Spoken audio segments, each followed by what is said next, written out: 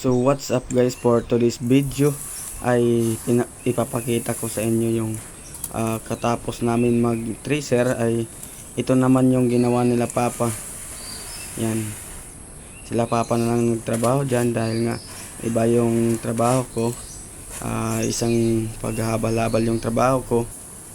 Sabi ko nga, pag minsan pag mayroon akong naiipon or sobra sa panggasto ay nagsusuhol din ako ng mga tao para makatulong kay Papa. At ayan na nga, katapos na nga ng pagtitracer ay ganyan na yung mga ginagawa.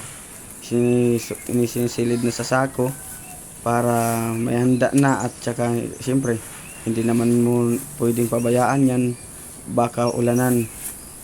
Yan. Tapos na dyan mag-tracer baka umulan pa din dahil minsan kasi biglang uulan at yan, biglang uulan tapos parang may topak yung panahon kaya na nga unti-unti na nila na ilagay.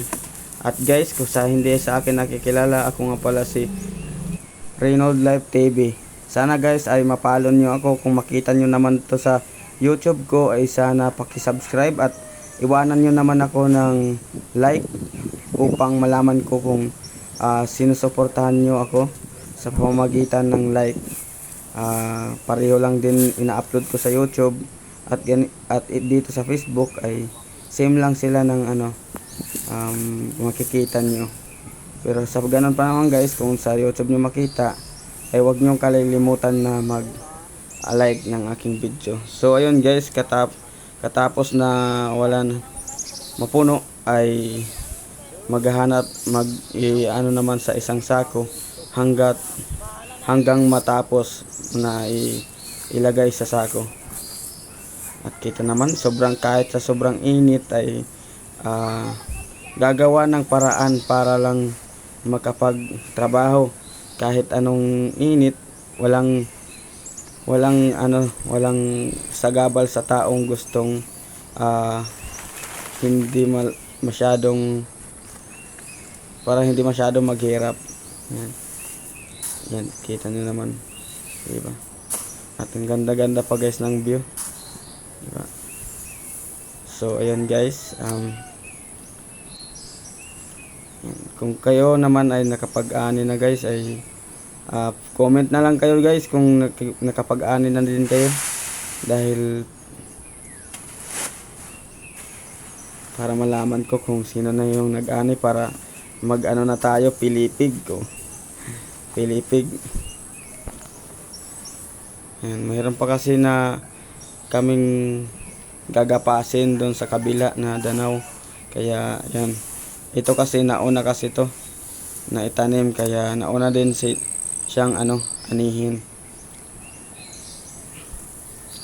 Buti na lang ngayon ay hindi masyado yung mga